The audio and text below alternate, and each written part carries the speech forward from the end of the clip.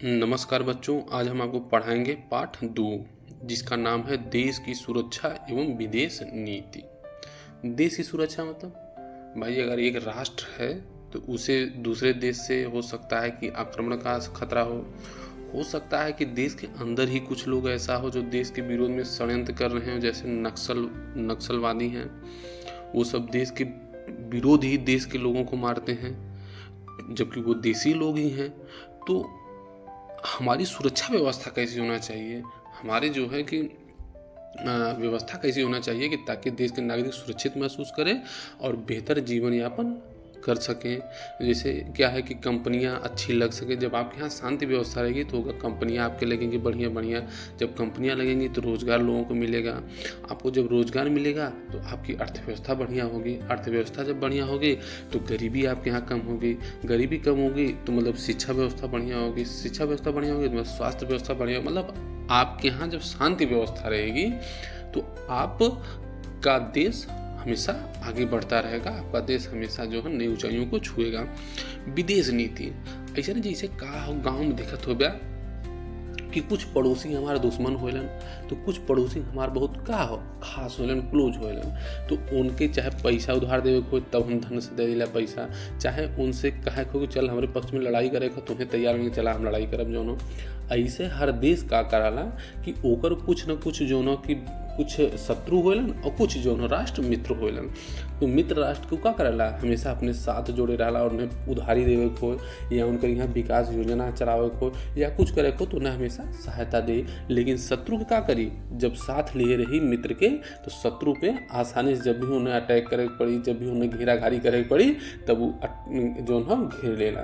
तेहनाते जो हम कि चाणक्य भी कहे हैं कि जो हो कि अपने जो शत्रु हैं उनसे हमेशा सावधान रहा और मित्र की संख्या अधिक से अधिक बढ़ावा, ताकि जितनी भी मित्रता तुम्हार बढ़िया रही उतनी ही तुम्हार साख बेहतर हुई और क्यों तोहरी ओर जो हो तिरछी निगाह करके देख ना सकत। अगर तोहरे मित्र बढ़िया ना है तो तुहार जौन हो साख कुछ ना रही। अगर एक बतावा कि अगर महाभारत के युद्ध में अगर दुर्योधन के पक्ष में कृष्ण रहल होतन, दुर्योधन के पक्ष में कृष्ण रहल होतन तो का लगत हो पांडव युद्ध जीत जातन, कभी ना जीतन। लेकिन कुशल रणनीतिकार मतलब हर चीज में दिमाग लगा वाला व्यक्ति के रहा है, कृष्ण रहा है। कृष्ण के पक्ष में रहा है, पांडव के पक्ष में रहा है, तो विजय भी जो है पांडव के पक्ष में ही भइल। तेनाते हर देश जो चाहला कि अपने मित्र राष्ट्र के साथ या अपन विदेश नीति ऐसा रखे कि अधिक से अधिक देश हमारे मित्र बनल रहा है, हमारे पक्ष में जो हम कही तो हमारे पक्ष में समर्थन दे, हमारे बात जो हम माने और जो शत्रु देश के हम का करी कंट्रोल में किए रही। तो इके विदेश नीति बोले। अब देखा आगे बढ़ा, स्वतंत्रता के बाद देश की आज़ादी को सुरक्षित रखने के लिए आवश्यक था कि देश की सैन्य शक्ति को मजबूत किया जाए। कि भाई आज़ाद तो हम हो गए तो सेना हमारी क्या है, मजबूत होनी चाहिए।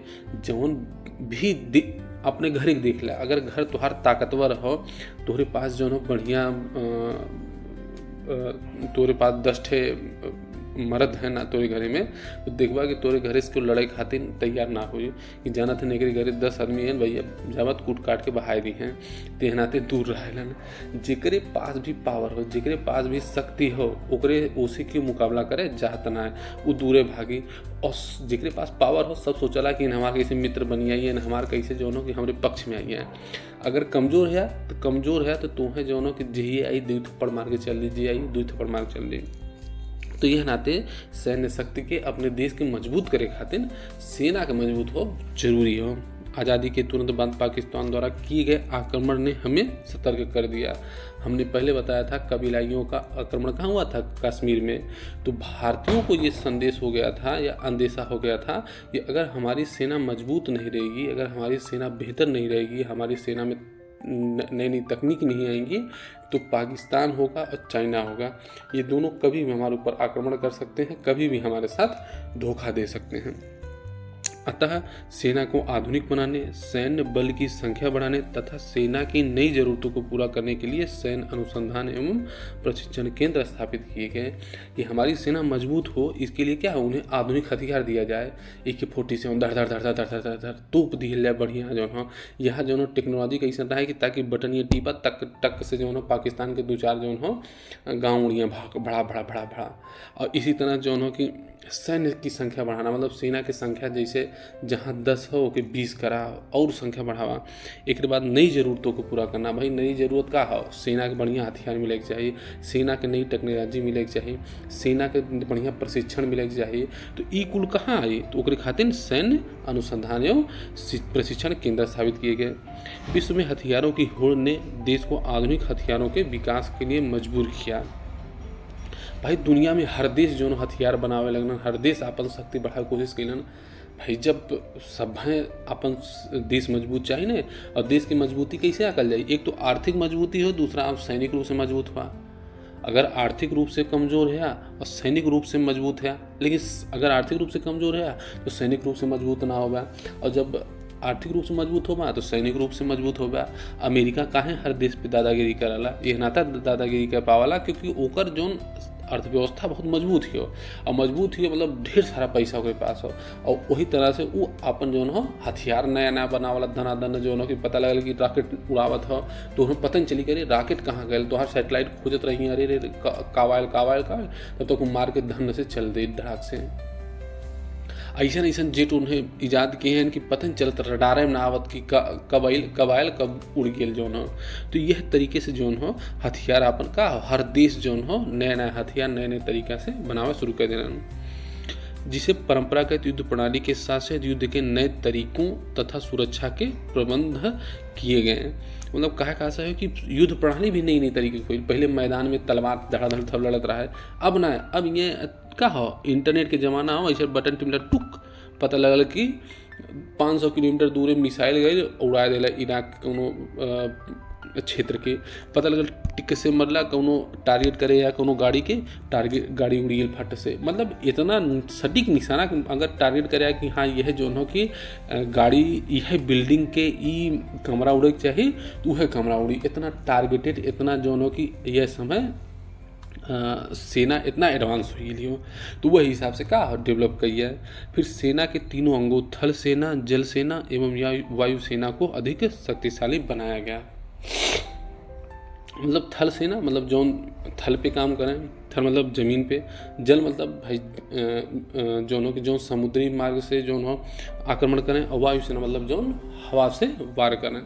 तो ये तीनों सेना के का शक्तिशाली बनावे खातिर हमेशा जो हो सरकार प्रयास कैले। फिर एक बात सैन्य संगठन, भारतीय सेना का सर्वोच्च सेनापति कमांडर राष्ट्रपति है, किंतु देश की वास्तविक सुरक्षा का दायित्व मंत्रिमंडल पर होता है। मतलब जो सेना का तीनों सेनाओं का प्रमुख जो होता है वो उसे राष्ट्रपति होता है, लेकिन जो मंत्रिमंडल होता है वास्तव में राष्ट्रपति किसके कहने पर काम करता है? वो मंत्रिमंडल के कहने पर काम करता है। तो मंत्रिमंडल मतलब जो भारत सरकार हो जितना मंत्री हैं उन्हें के कहे पे उन्हें के प्रस्ताव पारित होला, और राष्ट्रपति खाली का साइन कर देलक भैया हाँ ठीक हो। मंत्री सब ई परामर्श के लिए कि नहीं पाकिस्तान पे फलाना दिन अटैक करे हो, राष्ट्रपति के यहाँ गए, राष्ट्रपति साइन कर दिया, बस भैया युद्ध चालू है, उड़ा दिया पाकिस्तान के। तो यह तरह से जो हो संघर्ष चलाना। मंत्रिमंडल की ओर से रक्षा संबंधी मामलों पर विचार विमर्श करने के लिए एक उच्च स्तरीय समिति है जिसका अध्यक्ष प्रधानमंत्री होता है। कि भैया अगर रक्षा से संबंधित कोनो समस्या है, रक्षा संबंधित कि मतलब कैसे जो हो कि हम लोग अपने पड़ोसी देश के कैसे कितना बेहतर हथियार बनाइए, कितना बेहतर जो लोग व्यवस्था करिए है, सेना कैसे प्रबंधन करिए का हो, ये कुल व्यवस्था करे खातिर एक समिति बनाई गई है, और समिति के मुख्य के हो प्रधानमंत्री होला। रक्षा मंत्री और रक्षा मंत्रालय इसके कार्य का संचालन करता है। एक रक्षा मंत्री बनाया गया है जिसका काम होता है कि इनके कार्यों का संचालन करना है। सेना के तीनों अंगों के कार्यों की निगरानी रखना। रक्षा मंत्री क्या करता है? तीनों सेनाओं के कार्यों की निगरानी रखता है कि भाई सही काम हो रहा है कि नहीं, वायुसेना में सही काम हो रहा है, थल सेना में कि नहीं, प्रशिक्षण सही से मिल रहा है, ये सब की निगरानी कौन करता है? रक्षा मंत्री करता है। अपने गणतंत्र दिवस के अवसर पर टेलीविजन में सेना के तीनों अंगों यथा जल सेना, थल सेना एवं वायुसेना को मार्च पास्ट करते देखा होगा। मतलब कहा कि कबो दिल्ली में जा जब स्वतंत्रता दिवस होला और जब गणतंत्र दिवस तो देखा झांकी निकले पुलिस के जोनों की सेना के, वायुसेना का अलग झांकी निकली, वायुसेना जोनों की वायुसेना जोन हो प्लेन के माध्यम से, जेट प्लेन के माध्यम से जो तिरंगा बना वाले आसमान में नया नया करतब दिखेंगे उन्हें। फिर जो थल सेना वाले अपन जो की करतब दिखाने, जो जल सेना वाले अपन जो मार्च पास्ट करेंगे, तो उन्हें उमन का हो, उमन ये दिखाई जो हो कि कितना अनुशासित और कितना संगठित हमारा का सेना हो। हमारी सेनाएं सभी का मुख्यालय दिल्ली, मतलब सभी सेनाओं का मुख्यालय कहाँ है? दिल्ली है। अब देखा, भारतीय थल सेना 5 कमानों में विभाजित है। पश्चिमी कमान, पूर्वी कमान, दक्षिणी कमान, उत्तरी कमान और केंद्रीय कमान, मतलब 5 कमानों में विभाजित है। और हेडक्वार्टर कहाँ है? दिल्ली में। ये मतलब क्या है? 5 उसके क्षेत्रीय कार्यालय हैं। थल सेना में कई प्रकार की सेनाएं, जैसे इन्फेंट्री, तोपखाना, आर्मी, मेडिकल कोर, आर्मी शिक्षा कोर आदि। मतलब जो है कि इमन अलग अलग विभाग केहू पास तोपखाना के, मतलब तोपखाना में जे तोप बढ़िया चलावत हो ओकर भर्ती होले, आर्मी में भर्ती होकर अलग, मेडिकल कोर मतलब जो है मेडिकल कैसे भाई।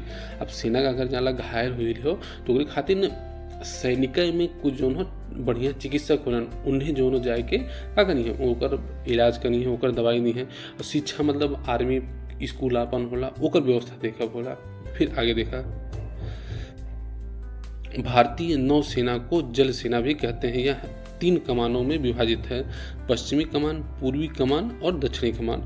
नौसेना के भारत में 2 बेड़े हैं, पूर्वी बेड़ा और पश्चिमी बेड़ा। भारतीय वायुसेना सेना में इस समय 4 कमानें हैं। पश्चिमी वायुसेना कमान, पूर्वी वायुसेना कमान, प्रशिक्षण कमान और रख रखाव कमान। कि भैया जौन प्लेन है ओकर रख रखाव के करी, रख रखाव खातिर एक का हो नई कमान बनाई गई। प्रशिक्षण खातिर कि भैया वायु उड़ावे खातिर ओकर प्रशिक्षण देवे पड़ी ना। पता लगल कि गोली के रफ्तार से का ध्वनि जितना तेज चले उससे तेज जौन हो जेट विमान चलाला। तो अब सोचा कि ओके संभाले खातिर जो है कितनी ताकत चाहिए, कितना जो हो तोरे पास विवेक हो चाहिए, कितना जो हो कि समझ हो चाहिए, तो खातिर प्रशिक्षण दियाला। सुपरसोनिक विमान जो हो, इन्हें जानिए। थल सेना को जनरल कहते हैं, नौसेना अध्यक्ष को एडमिरल कहते हैं, वायुसेना अध्यक्ष को एयर चीफ मार्शल कहते हैं। ये कभी कभी आईएएस में क्वेश्चन बच्चों पूछा जाता है, या तुम्हें इसके पूछ ले कि थल सेना के अध्यक्ष को क्या बोलते हैं, तो बतीबा जनरल बोलल जाला। जब पूछल जाए कि वायुसेना के अध्यक्ष को क्या बोलेला, तो बतीबा जो है एयर चीफ मार्शल बोलल जाला। और जब बोलल जाए कि नौसेना अध्यक्ष के का बोलल जाला, एडमिरल बोलल जाला। ठीक, तो एक याद रखिए। रक्षा प्रबंधन में उच्च स्तरीय सुधार एवं सेना के तीनों अंगों के बीच बेहतर समन्वय बनाने के लिए चीफ ऑफ डिफेंस स्टाफ का पद सृजित किया गया। एक नया पद बनाया गया कि जैसे थल सेना के हो, वायु सेना के हो और जो हो जल सेना हो, तीनों सेनाओं के ऊपर एक जोन हो अधिकारी बैठी जेकर नाम रहा चीफ ऑफ डिफेंस। तो ये का काम करी कि जैसे तीनों सेना के सलाह परामर्श रही कि का भैया जो हो पाकिस्तान पर अटैक करिए कि नहीं, का हो तोहर सेना तैयारी है, तोहर जल सेना अध्यक्ष जल सेना के एडमिरल से पूछन का हो तो आप सेना तैयारी हो, कहते हैं हाँ भैया हमारी सेना तैयारी हो। वह थल सेना के जनरल से पूछन का हो तो हर सेना तैयारी हो, हाँ हम लोग पूरा तैयार है, बंदूक संदूक ले तैयार है। वायु सेना वाले से पूछन कि नहीं हम लोग जेट उठ हमारा तैयारी है, बस आर्डर दा जो हो हम लोग मारब। तो ये का डिफेंस चीफ ऑफ डिफेंस हो जो ऊपर बैठल वाला सबसे। तो ऊ का करी फिर जो हो कि ऊ जाई जो रक्षा मंत्री के पास कि भैया हमारे सेना तैयारी हो, तोहार जो आदेश हो। रक्षा मंत्री जो है कहाँ प्रधानमंत्री के समिति जो बन मन जाइए कि भैया का तोहार लोग आदेश हो, वो सब साइन करिए। फिर हो जाए राष्ट्रपति के यहाँ कि भैया हाँ अटैक करे हो, फिर अटैक धड़ाक से होइए। अब देखा chief of defence staff general Bipin Rawat देश के पहले चीफ ऑफ डिफेंस स्टाफ बनते हैं। मतलब पहले चीफ ऑफ डिफेंस स्टाफ कौन थे? जनरल बिपिन रावत, जिनका प्लेन क्रैश में मृत्यु हुई है। अब देखा आगे, इन सशस्त्र सेनाओं में भारत का कोई भी नागरिक भर्ती हो सकता है। महिलाओं को भी अल्प सेवा कमीशन शॉर्ट सर्विस कमीशन में भर्ती किया जाता है। मतलब कि भारत के नागरिक हो चाहिए वो कोनो भी सेना में जाके भर्ती हो सकला। महिलाओं को भी अब सेना में खूब स्थान दिया जाए लगल हो कि भैया महिला भी सेना में जाएं, देश की सुरक्षा करें, ट्रेनिंग लें, कुल करें। जिन शाखाओं में महिलाओं की भर्ती की जा सकती है उनमें से कुछ इस प्रकार हैं। जैसे पहला है थल सेना की सिग्नल्स, सेवा कोर, इंजीनियर से शिक्षा कोर, आयुध कोर तथा गुप्तचर शाखा। सिग्नल्स मतलब कोनो सिग्नल देवे को, जैसे वायु थल सेना हो तब तुम्हें सिग्नल देवे को कि नहीं यह रास्ते से ना यह रास्ते से चले को, यह हर जाए को, उस सिग्नल दिया ला। सेवा कोर मतलब भाई कोनो सेवा जो हो कि करे को, केटरिंग होइल, खाना ले जाए को और कुछ। इंजीनियर मतलब कि जोन वायुसेना हो तो मन कुछ कामों हुई, इंजीनियर काम हुई, कुछ बिगड़ी बनी का हुई। आयुध मतलब होता हथियार जौन बनाल जाला, तो हथियार कोर हो। फिर गुप्तचर शाखा की और हर के सेना के अपन गुप्तचर शाखा होले कि उमन महिलन की भागीदारी हो सके। दूसरा नौसेना की सभी शाखा में, नौसेना की सभी शाखा में महिला भर्ती हो सके। फिर तीसरा वायुसेना की उड़ान, वैमानिकी, इंजीनियरिंग, शिक्षा प्रशासन, लेखा तथा मौसम विभाग में महिलाएं जा सकती हैं। जैसे उड़ान मतलब पायलट बने को तो महिला जो है प्लेन उड़ा सकेले। वैमानिकी में भी महिला जा सकेले। इंजीनियर महिला बन सकेले। शिक्षा मतलब अगर प्रशिक्षण देवे को या शिक्षा देवे को तो महिला कह सकेले। लिखा है मौसम विभाग भी महिलाएं कर सकती हैं। सेना में भर्ती होने के लिए पहले एक चयन परीक्षा ली जाती है कि भैया आप तुम्हें सेना में भर्ती हो तो ऐसा ना हो कि गईला तुम्हें सेना तुरंत भर्ती ले ली। ओकरे खातिर पहले तो तुम्हें परीक्षा पास करे हुई, उसमें उत्तीर्ण होने पर उनको प्रशिक्षण किया जाएगा। परीक्षा पास हो पड़ी, फिर मेडिकल चेकअप हुई कि पता लगे कि कहीं आँख में कोनो समस्या ना हो, कहीं पता लगे कि अंगुरी में कोनो समस्या ना हो, कहीं पता लगे कि पैर और कहीं फ्रैक्चर ना हो या हर बार हो। सेना में बहुत जोन हो जांच पड़ताल के बाद तुहार जोन हो फिर भर्ती हो ले लोग कि ऐसा पता लगे कि जोन हो कि ई ना हो कि कहीं चोट लगल हो, कहीं कुछ भैल, विकलांग है या कुछ हो तो तुम्हें सेना भर्ती के लिए नहीं। बहुत साफ सुथरा, बहुत जो है फिट आदमी चाहिए सेना में। उसमें उत्तीर्ण होने पर फिर प्रशिक्षण तुम्हें दिया जाए कि भैया प्रशिक्षण लाके कैसे जो हो कि हथियार चलावे को, कैसे जो है कि योजना बनावे को, कैसे तुम्हें विरोधी से लड़े को, ये कुल प्रशिक्षण तुम्हें दिया जाए। सैन्य प्रशिक्षण के लिए देश में अनेक प्रशिक्षण संस्थान हैं। इनमें से नेशनल डिफेंस अकादमी, इंडियन मिलिट्री अकादमी, ऑफिसर्स ट्रेनिंग एकेडमी और नेशनल डिफेंस कॉलेज मुख्य है। मतलब ये सब संस्थाएं जहां पर लोगों को क्या होता है, सैनिकों को, अधिकारियों को प्रशिक्षण दिया जाता है कि भैया आपको प्रशिक्षण दिया जा रहा है ताकि भाई प्रशिक्षण अगर ना देगा तो पता लगल कि ऐसे ही अगर कि युद्ध में चलिए पता लगल जो ना विरोधी सेना मजबूत पड़ी हड़बड़ाई, पता लगल कि सेना कुल बंटाधार कर देगा। तो यहाँ पे प्रशिक्षण दिया ला कि भैया मॉक ड्रिल करा तू जो पहले, तब तुम्हें समझ में आई कि नहीं कैसे युद्ध करेगा। आधुनिक युग में नए नए अस्त्र शस्त्रों का प्रयोग होने लगा है। दूरगामी मिसाइलों तथा परमाणु बम के आविष्कारों से आक्रमणों का खतरा और भी बढ़ गया है कि भैया आप वो हथियार ना आओगे तलवार के बल पे महमूद अइलन धाड़ से वार मलन वहां मलन चार वो कुल जमाना खत्म मिल। अब एक तोप दगला पता लगल कि एक गांव साफ, और वो तोप दगला पता लगल कि 1 किलोमीटर दूर जाके मारी तोप जो धाड़ से। एक बाद जो ड्रोन एक से बनी है कि जो हो कि बटन टिपला पता लगल कि जाएगा वही घरे में मरिया धाड़ से बम उड़िया फटाक से। मतलब ऐसा तकनीक हुई। परमाणु बम हो देखा थे अब मार दा तो पूरा जो है जिला साफ हुई है, उड़िया पूरा जिला। तो ऐसे ऐसा बम बनिए है। तो इसे कहा जो हो कि अब यह समय खतरा और बढ़िए देश पर। भारत में भी परमाणु बम बनाने की क्षमता प्राप्त कर ली है तथा अनेक प्रकार की मिसाइलें तैयार की है। भारत भी कमजोर ना हो। भारत तो कहा था कि हम कैसे पीछे रहिए भैया, परमाणु बम हम लोग प्रशिक्षण कहीं पोखरण में इस्माइल बुद्धा के नाम से परमाणु हथियार हमारे पास हो। एक बाद नई नई मिसाइल हमारे पास हो जो 5000 किलोमीटर 3000 किलोमीटर जो हो टीपा खाली और जाए के जो हो ब्लास्ट गई है। तो हम लोग तकनीक में भी आगे बढ़ल है। इसका उद्देश्य आक्रमण के समय अपने देश की रक्षा करना। ई ना हो कि मतलब हथियार रखे ते करना मतलब कि कोनो देश कोनो छोटवार देश छोटवैया देश पता लगे के धमकावे खातिर नहीं। अच्छा एक चीज यह बा कि हथियारवा रखल जाला यहू खातिर कि पता लगे कि जो छोटका मोटका ना उन्हें डरात रहे नहीं जो हो कि भैया एक पास हथियार हो पता लगे कब हमारे ऊपर निशाना साध दी उड़ा दी फट से। लेकिन हम ओके डरावे खातिर उपयोग होला। लेकिन मुख्य रूप से डरावे के कि जो मजबूत देश हैं, जो आँख उठा के देखे के ताकत रखेलन, उन्हें खातिर रखिए अलग भैया। अगर उन्हें आक्रमण कर दे तो उन्हें कैसे जो हो उत्तर उन्हें दैये, मुँह तोड़ जवाब कैसे दैये। और इनमें सबसे प्रमुख हो का हो घटिया हमारा पाकिस्तान। सुरक्षा संबंधी वैज्ञानिक उपकरणों के निर्माण तथा प्रक्षेपण परीक्षण में डॉक्टर APJ अब्दुल कलाम का योगदान उल्लेखनीय है। मतलब सुरक्षा वैज्ञानिक उपकरण निर्माण में भैया मिसाइल मैन के बोलल जाला, डॉक्टर APJ अब्दुल कलाम के बोलल जाला। और APJ अब्दुल कलाम ने कई प्रक्षेपण परीक्षण भी करवाए हैं, प्रक्षेपास्त्र परीक्षण भी करवाए हुए हैं, तो इसीलिए उन्हें मिसाइल मैन ऑफ इंडिया कहा जाता है। तो ये इनका रक्षा क्षेत्र में बहुत बड़ा योगदान है। अब देखा चर्चा कीजिए डॉक्टर अब्दुल कलाम कौन थे, वे किस कार्य के लिए प्रसिद्ध थे। मिसाइल मैन, मिसाइल क्या होती है और उसका क्या कार्य है। अब देखा चर्चा में डॉक्टर अब्दुल कलाम कौन थे, इन्हें बोला जाला मिसाइल मैन ऑफ इंडिया।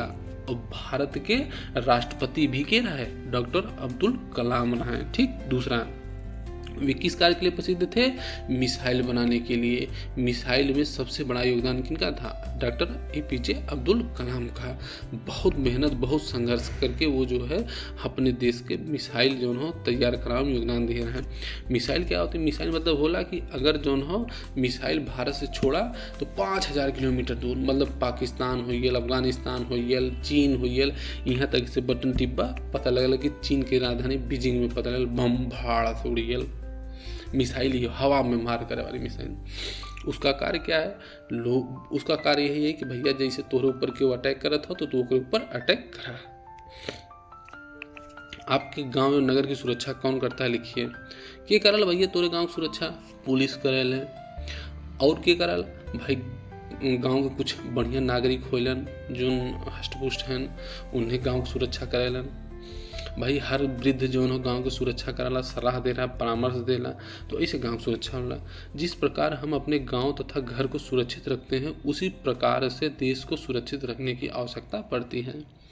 भाई से घर के सुरक्षित रखे खातिर क्या कराला, आदमी देखे बाद जो है बांस बल्ली गाड़ के रखे रहा घरे में, ये पता लगे कि क्यों आक्रमण करे तो पहले जो है बांस बल्ली निकाल के ले भैया लठियावा शुरू करा, तो ये नाते सुरक्षा कराला। अपने घर में जो है 2-4 आदमी रहे चाहिए, ओकर सुरक्षा ओके देख रेख कराला। तो यह तरीके से आदमी जो है अपने घरे की सुरक्षा कराला, लोग अपने गांव की सुरक्षा करेलन कि ताकि दूसरे गांव वाले जो है हमारा जमीन न हड़प लें या हमारे जो घर न हड़प लें। तो ये नाते जो है एक गांव दूसरे गांव से भी सुरक्षा कराला। तो वैसे एक राष्ट्र दूसरे राष्ट्र से सुरक्षा कराला, जिसके लिए विभिन्न प्रकार के संगठन तैयार किए गए हैं। आइए समझे सुरक्षा में सहायक अन्य संगठन। तो अब बच्चों कल पढ़ाएंगे। नमस्कार।